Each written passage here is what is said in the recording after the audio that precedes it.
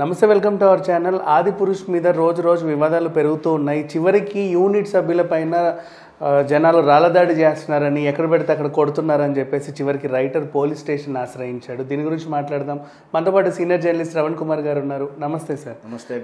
ఈ ఆదిపురుష్ యాక్చువల్గా రిలీజ్కి ముందేమో అలా రండి, ఇలా రండి, చెప్పులేసుకెళ్ళకండి, స్నానాలు చేసి వెళ్ళండి, థియేటర్లో హనుమంతుడు ఉన్నాడు, ఇంకేదో ఉంది, మైలో ఉంటే రాకండి, ఇవన్నీ చెప్పేసరికి అసలు ఏంటో ఏం పవిత్రతో అని చెప్పి పాపం పొద్దున అందరూ కూడా నిజంగానే స్నానాలు చేసే పద్ధతిగానే వెళ్ళారు. నాన్ వెజ్ తింటే వెళ్ళకండి, ఇట్లాంటి రూల్స్ అన్నీ పెట్టారు. తీరా చూసిన తర్వాత ఏమన్నావు, నాకేం చూపించావు, నువ్వేం తీసావు, ఉండు, వాడు ఎక్కడ కనిపిస్తే వీడిని ఏదో చేద్దాం అన్నట్టుగా యూనిట్ వాళ్ళందరూ ఒక రకంగా ఉన్నారు. లాస్ట్కి ఈ రైటర్ ఆనందం తట్టుకోలేక గుడికి వెళ్ళాడు. ఎందుకు వెళ్ళాడు? అందరు కూడా టికెట్లు పంచుతున్నారు కదా, 10,000 టికెట్లు, 5,000 సినిమా ఎవరు చూస్తున్నారు, ఫ్రీ టికెట్ పంపిస్తానికి వెళ్ళాడా? ఇదే మన రామాలయాలలో పంచుతున్నారు కదా. ఈ అంధేరిలో కూడా శ్రీరామ్ మందిర్ ఉంది, ఎస్డి రోడ్లో. అక్కడికి వెళ్ళి రైటరే వెళ్ళి ఇచ్చాడు అనమాట. అప్పటిదాకా వ్యవహారం బాగానే ఉంది. ఈయన టికెట్లు ఇచ్చిన తర్వాత థ్యాంక్స్ అయ్యా, అందరికి పంచదాం, ఇంతకీ ఎవరు మీరు అని అడిగితే నేనే దాని రైటర్ని అన్నాడు. అక్కడి నుంచి స్టార్ట్ అయింది. దీని గురించి చెప్పండి ఒకసారి. అతను మంచి కోసం వెళ్ళాడు, కానీ ఆ సినిమా మీద జనరల్గా సినిమా మీద విమర్శలు వస్తాయి, లేదా ఆ స్టేజ్ దాటి వివాదాలు వస్తాయి. కానీ కొత్తగా ఆదిపురుష్ రికార్డ్స్ ఏంటంటే దాడి అనేది, సినిమా తీస్తే దాడులు వస్తాయని కొత్త సాంప్రదాయం కనిపిస్తే కొడుతున్నారు వీళ్ళని, ఎందుకంటే ఏం తీసావని.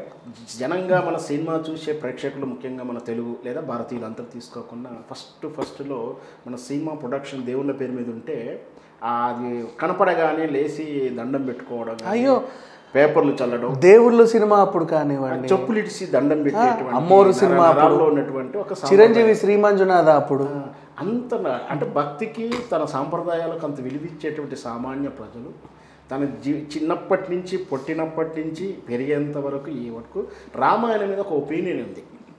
అదొక కారణం.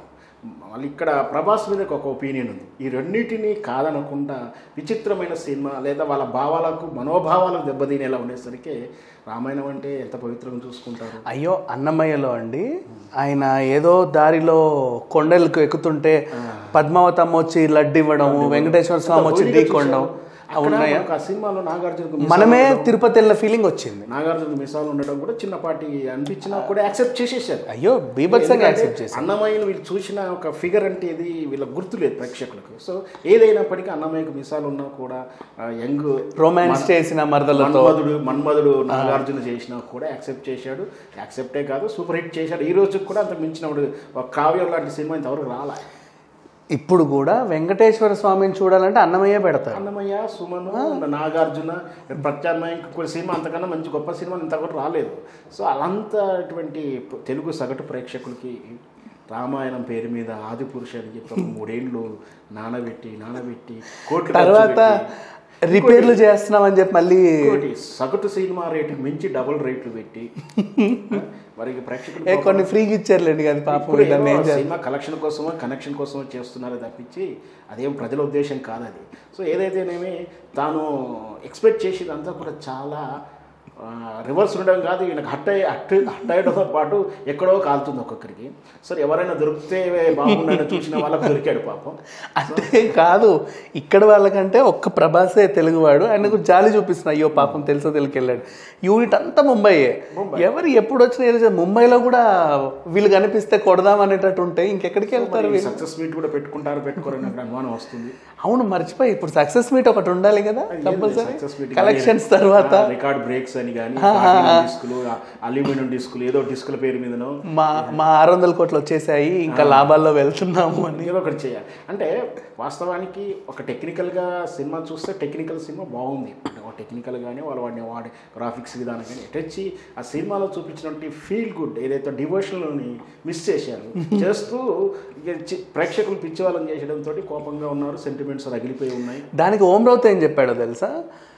ఇవాల్టి వాళ్ళకి రాముడు, విభీషణుడు, సుగ్రీవుడు అంటే అర్థం కాదండి, bat man, ice man, super man అంటే అర్థం అవుతుంది. అందుకే ఆ క్యారెక్టర్స్ వేసి మేము రామాయణం చెప్పాలనుకున్నాం, పిల్లలు ఎంజాయ్ చేస్తున్నారని చెప్పుకొస్తున్నాడు ఆయన. అంటే cartoon films graphics basic roots తీసుకుని వాళ్ళ మీద కలర్స్ మార్చుకుని చేసుకున్నాడు.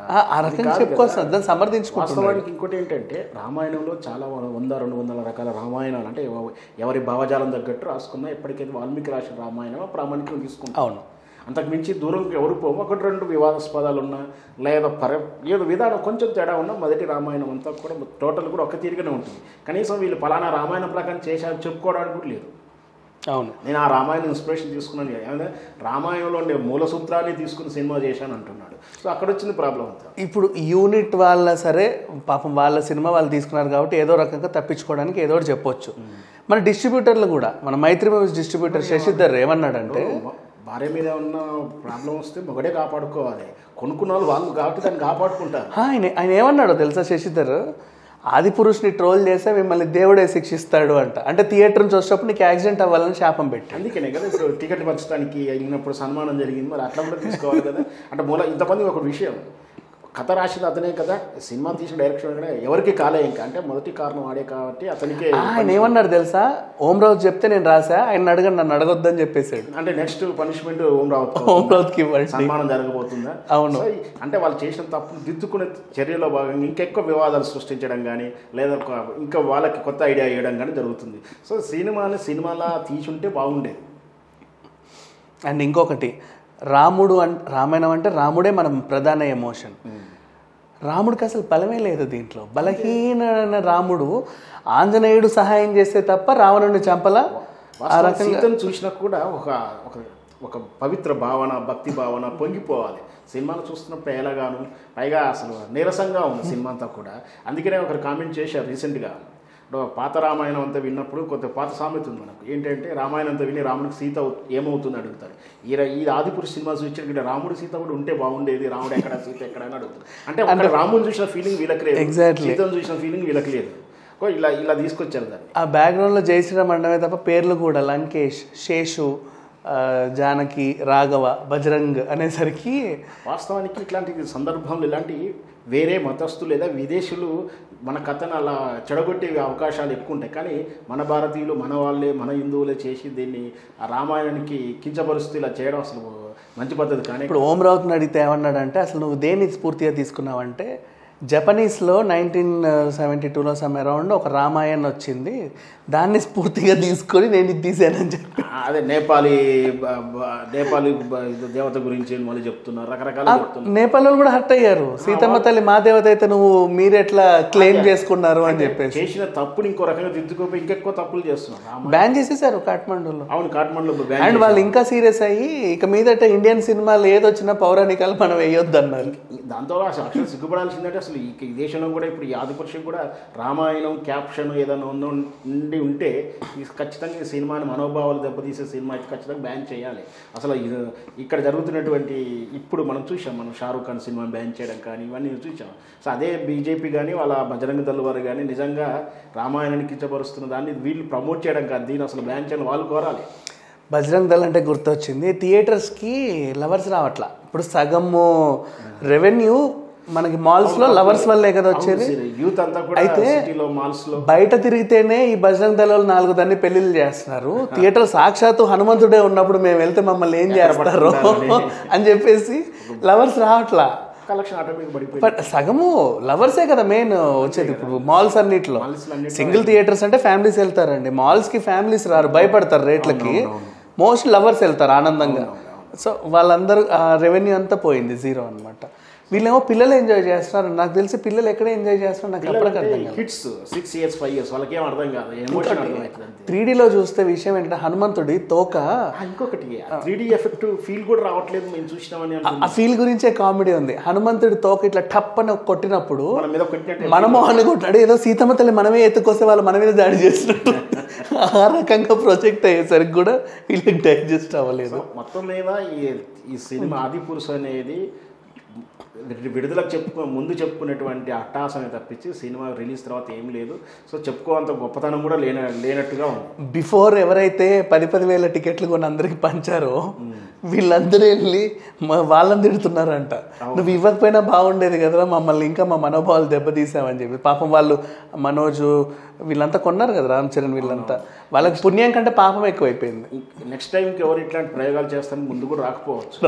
ఇంకొకటి ఏంటంటే ప్రభాస్ గారికి ఉన్నటువంటి ఇమేజ్ ఈ బాహుబలి సినిమాతో వచ్చిందంతా కూడా ఒక మన జక్కన్న జక్కిందంతా కూడా యోమ్ రావత్ మొత్తం కూడా క్లాప్స్ చేసినట్టు నీట్గా. ఇప్పుడు మళ్ళీ సలార్ స్పిరిట్ అండ్ ప్రాజెక్ట్ కే పరంగా కొంచెం ఇబ్బంది పెట్టినా సినిమా బాగుంది, దానికి ఇమేజ్ దాని ఉంది.